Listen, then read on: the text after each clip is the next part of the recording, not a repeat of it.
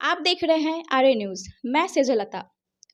आमिर शरीयत के मौलाना अनीसुर रहमान कामसी ने वक्फ बोर्ड संशोधन बिल को लेकर बड़ा बयान दिया है और यह बिल वक्फ बोर्ड के जमीन पर जबरन कब्जा करने वाले भूमाफिया के लाभ पहुंचाने के लिए पेश करने की कवायद चल रही है और यह मुसलमान के हक के खिलाफ है। उन्होंने इस बिल को मुसलमान के खिलाफ साजिश करार देते हुए इसे वापस लेने की मांग की है। उन्होंने यह भी कुछ कहा है कि शरीयत कानून है, उसे सरकार को बदलने का अधिकार नहीं है, इसलिए केंद्र सरकार को वापस लेना चाहिए। वहीं इस मौके पर मौजूद जदयू के पूर्व सांसद अशफाक करीम ने भी इस बिल का विरोध किया। उन्होंने कहा इस मामले को लेकर मुख्यमंत्री नीतीश कुमार ने वाकिफ करा दिया और उम्मीद है कि संसद में पेश होने से पहले मुख्यमंत्री नीतीश कुमार कोई ना कोई अहम फैसला लेंगे ताकि मुसलमान के हक में कोई नाइंसाफी ना हो। दोनों नेताओं ने इस मुसलमान के खिलाफ साजिश बताया है और क्या कुछ उन्होंने कहा, आप सुनिए। All India Muslim personal board का भी डेलीगेशन था और भी कोई जिम्मेदार सारे लोग थे। खानकाहों के भी जो सरबराह हैं, जो अमीर हैं, वो भी लोग थे। हम लोगों ने कई बार माननीय मुख्यमंत्री जी से मुलाकात किया। उन्होंने यही कहा कि हमने तो मुसलमानों का इतना काम किया जो किसी सरकार ने नहीं किया। और वाकई ये गिनती आप लोग अच्छी तरह से कई बार इस पर बात हो चुकी है। तो इसलिए जब वो ये कहते हैं कि मुसलमानों का काम अक़लियत का काम, हमने बहुत किया और वाकई उन्होंने किया। तो जब उन्होंने किया है तो ये भी मामला अक़लियत का है। उन्होंने हमेशा यही कहा कि आप लोग बेफिक्र रहिए, हम आपके साथ हैं। अब 24 घंटे से कम का वक्त बचा है सर, क्या फिर से मुलाकात कर जवाब मत दीजिए। ये बताइए कि क्या आपकी पार्टी इस बिल का समर्थन करेगी या विरोध करेगी? मैं समझता हूँ कि नीतीश कुमार जी जरूर आज कुछ न कुछ फैसला लेंगे। कल है बिल पेश और वोटिंग का मामला कल है। आज कुछ न कुछ फैसला नीतीश कुमार जी जरूर लेंगे कि ये बिल पास न हो, और अगर हो भी खुदा न खास्ते तो पूरी तरह मजबूत अमेंडमेंट के साथ, जिससे वक्फ का नुकसान न हो। जो वाकिफ की मंशा है उसके तहत वो बहाल रहे, उसका नुकसान न हो। ये जरूर इतना ख्याल नीतीश कुमार जी रखेंगे। जहां तक मैंने उनके जहन को पढ़ा और आज तक समझा, खासतौर पर अक़लियतों के मामले में। इस मामले पे लास्ट मुलाकात और बात कब हुई थी आपकी नीतीश कुमार से? बराबरी होती रहती है, बराबरी होती है। जरा ठहर जाइए, जरा ठहर जाइए ना। मैं एक बात बता दूं, मामला ये है, जिस जमाने में वो अमीर शरीयत बने, जनाब फैसल रहमानी साहब जब बने तो हम लोगों को ये कहा गया कि आलिम है, और ये उनकी तरफ से खबर आई कि हमारी शहरियत यहाँ की है और मैं अब रेगुलर रहूँगा। लेकिन आहिस्ता आहिस्ता चलकर ये बात सही साबित नहीं हुई। तो एक सवाल हम लोगों ने रखा कि साहब, जब all India Muslim personal law board ने उनको इस बुनियाद पर मेंबरशिप से और सेक्रेटरी से उनको हटा दिया, तो हम लोगों ने उनसे दरियाफ्त करना चाहा कि आखिर बात क्या है। तो कन्फर्म हुए कि उनकी शहरियत, नागरिकता जिसको कहते हैं, शहरियत उसी को उर्दू में कहते हैं, नागरिकता हिंदी में कहते हैं, सिटीजनशिप अंग्रेजी में कहते हैं, तो वो उनकी यूएसए की है। और मेरे पास सबूत भी है उसका कि यूएसए की है, इस पर भी है। तो हम लोगों ने कहा कि ऐसे मुतनाज़ा लोगों को नहीं रहना चाहिए, जो डिस्प्यूटेड हो उनको कम से कम इस जगह पर नहीं रहना चाहिए जिस तरह मुस्लिम पर्सनल बोर्ड से हटाया गया। अगर वो साबित करते हैं कि हमारी शहरियत यहाँ की है, हम ये सवाल करते रहे, लेकिन वो साबित नहीं कर सके। दूसरा मामला यह आया, एक बार मेरे पास आए तो हमने पूछा कि एयर में ये बात आ रही है कि आपका जो बैतुल माल है वो बिल्कुल खाली हो रहा है, करोड़ों करोड़ रहा करता था, अब लाखों में भी नहीं रहता है। तो उन्होंने जवाब दिया कि मुलाजिम बहुत बढ़ गए, जिसकी वजह से हमने वो पैसा खर्च हो गया। तो हमने पूछा कि पहले मुलाजिम को जो बहाल किया तो ट्रस्ट से आपने अप्रूवल लिया, पोस्ट सैंक्शन कराया तो नहीं, अप्रूवल लिया ट्रस्ट नहीं, तो हमने कहा एडवर्टीजमेंट किया तो नहीं, तो आपने जिसको जहां बहाल कर लिया। यह आपको नहीं है, ट्रस्ट से ये मशवरा लेना चाहिए था। फिर उन्होंने कहा कि अगर बैतुल-माल में पैसा घट जाता है, इस ट्रस्ट से उस ट्रस्ट से हम ले लेते हैं। हमने कहा ये भी गलत है, कानूनी ये आपके अख्तियार में नहीं है। दोनों ट्रस्ट, जो लेगा और जो देगा, दोनों की मीटिंग होनी चाहिए। ये सब बातें होती रही, लेकिन और वो आलिम भी नहीं है जो दस्तूर में है कि आलिम होना चाहिए। तो ये तीन बात वो आज तक साबित नहीं कर सके, और हमने हमेशा ये बात रखी, लेकिन इसका सही कंक्रीट जवाब नहीं दे रहे थे, बल्कि कुछ लोगों से वो हम पर अंगुष्ठ नुमाई करते रहे कि अपना दामन देखें। तो भाई जो सवाल है उसका जवाब दीजिए ना, कि आप किसी पर उंगली उठाइए तो ये गलत है। तो एक तो ये काम उनको नहीं करना चाहिए, सफाई जो सवाल है उसका जवाब देना चाहिए। उनको शहरियत का ये साबित करना चाहिए कि हमें हिंदुस्तान की शहरियत हमारी है, सिटीजनशिप हमारी यहाँ की है, हम आलिम हैं। ये उनको साबित करना चाहिए, और ये साबित करना चाहिए कि आप गलत बोल रहे हैं, गलत हम पर लोग इल्जाम लगा रहे हैं। हमारे पास ऑलरेडी इतना पैसा, इतना रुपया करोड़ में जमा है, ये नहीं करके अदरवाइज सवालात कर रहे हैं। ये तो बड़ा गलत है, लोगों को भ्रमित कर रहे हैं वो। अब मेरे खिलाफ कभी न कभी कुछ खास तौर पर मेरे खिलाफ आता रहता है, ये गलत है। और दूसरी बात कि वो राजद से अटैच है, हम लोग यूडीयू से अटैच है, मान लीजिए। तो हम राजद से अटैच हैं, ये बात बिल्कुल सही है। तो आप कहते हैं कि ये इसलिए किया जा रहा है कि नीतीश कुमार जी के अवतार को हम लोगों ने बाइकाट करने के लिए कहा, इसलिए ये सब किया जा रहा है। भाई आप सीधा सीधी कहो ना कि यहाँ पैसा है, रुपया इतना है, हमारी शहरियत यहाँ की है। ये भटकाने की बात जो कर रहे हैं, ये गलत कर रहे हैं।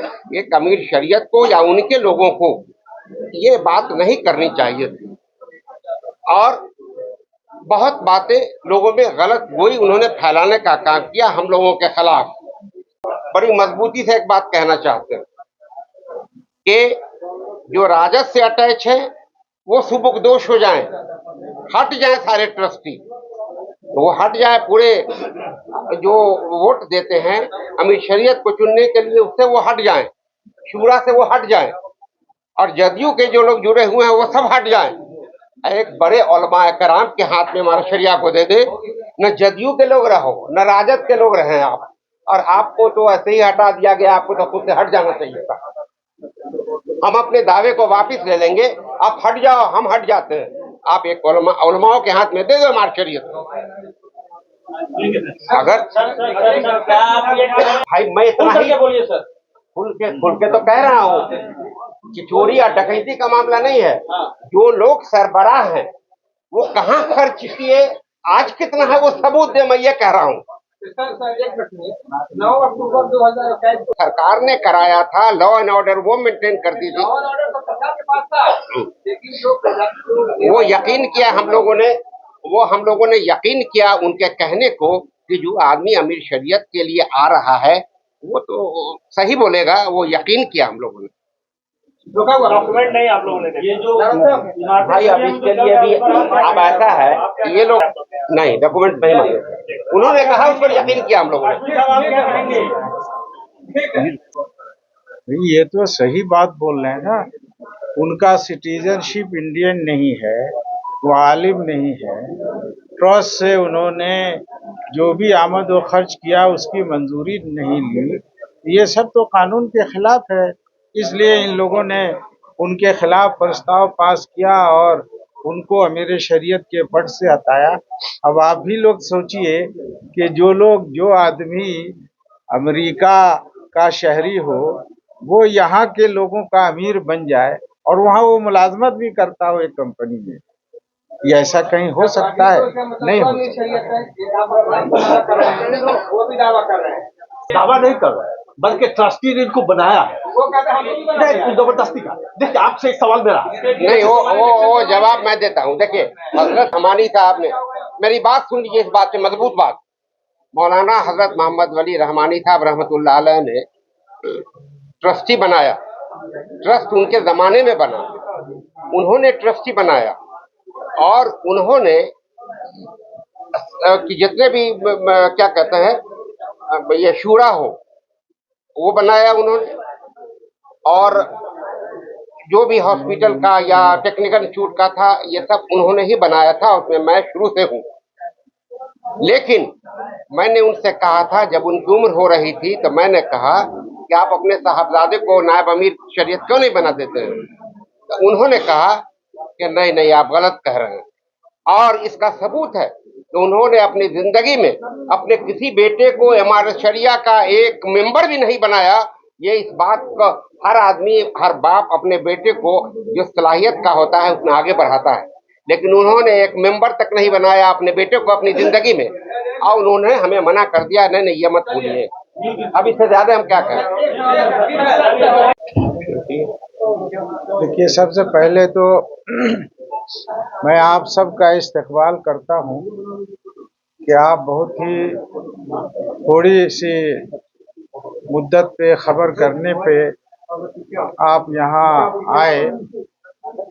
इस वक्त हमारे सामने 2-3 मुद्दे हैं जिन पर हम लोग आपसे बात करेंगे। उनमें सबसे पहला मसला है कि माननीय मंत्री भारत सरकार ने कल शाम को ये ऐलान किया था कि वक्फ बिल वो 2 अप्रैल को पेश करेंगे। ये बात हम सब के लिए काबिल तशवीश है, इसलिए कि हमारा मुतालबा यह है कि वक्फ बिल 2024 को पेश नहीं किया जाए, बल्कि सरकार उसको वापस ले और बिल को बिल्कुल मुस्तरद कर दे, इसलिए कि उस बिल में कई खामियां हैं। ख़ास तौर पर ये बात मैं अर्ज़ करता हूँ कि 1995 और 2013 के एक्ट में ये बात कही गई थी कि जो भी वक्फ की ज़मीन पर, चाहे मस्जिद हो, मदरसा हो, कब्रिस्तान हो, कब्ज़ा किए हुए होगा, चाहे उसकी मुद्दत कितने हो गई हो, उसके कब्ज़े को अदालत के ज़रिए छुड़ाया जाएगा। ट्रिब्यूनल में उसका केस दायर होगा और चलेगा।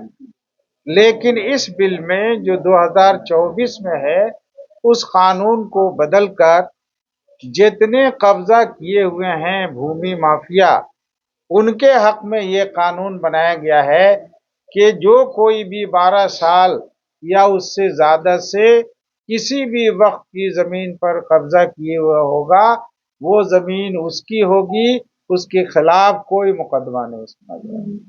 तो इसका मतलब यह है कि हजारों एकड़ जमीन, चाहे वो सरकार के कब्जे में हो, लोगों के कब्जे में हो, या मदरसे हों या मस्जिदें हों, अगर किसी के कब्जे में 12 साल से ज्यादा है तो वो चीज उसकी हो जाएगी। इसलिए हम ये कहते हैं कि ये बिल जो पार्लियामेंट में पेश किया गया था पहले भी, और फिर ये मंजूरी के लिए पेश होने वाला है, ये एक साजिश है उन लोगों के साथ मिलकर की गई है जो वक्फ की जमीनों पर कब्जा किए हुए हैं और वक्फ को वो खत्म कर देना चाहते हैं। उनमें कई धार्मिक जो है आपत्तियां हैं, जैसे कौन जमीन वक्फ कैसे करेगा, ये एक शरई मसला है। शरीयत ने उसका जो तरीका बताया है, सरकार उस तरीके को बदल नहीं सकती। अगर सरकार ये कहे कि आप मस्जिद का किबला पश्चिम के बजाय उत्तर कर दीजिए, दक्षिण कर दीजिए, तो क्या हम मान लेंगे? नहीं मानेंगे। इसलिए हमारा मुतालबा यह है कि वक्फ बिल में बहुत सारी खामियां हैं, 44 खामियां हैं, इसलिए सरकार, भारत सरकार उस बिल को पेश न करे, उसको वापस ले। हम इस मौके से बिहार के मुख्यमंत्री और जदयू के नेता माननीय मुख्यमंत्री नीतीश कुमार जी से अपील करते हैं कि वो इस बिल का बिल्कुल समर्थन न करें, हिमायत न करें, और भारत सरकार से ये अपील करें कि वो इस बिल को पेश न करें। इसी तरह हम माननीय संसद जनाब चिराग साहब से अपील करेंगे कि वो और उनकी पार्टी के मेंबर इस बात को यकीनी बनाएं कि अगर कल बिल पेश होता है तो उसकी हिमायत नहीं करेंगे। हम उनसे भी कहेंगे कि कि वो इस बात पर जोर दें कि भारत सरकार हुकूमत इस बिल को पेश नहीं करे। हम चंद्रबाबू नायडू से भी अपील करते हैं कि वो इस बिल की हिमायत बिल्कुल नहीं करें और इसको वापस लेने के लिए भारत सरकार से वो जरूर दबाव दें। इसके अलावा और जो सहयोगी बिल वो पास न करे।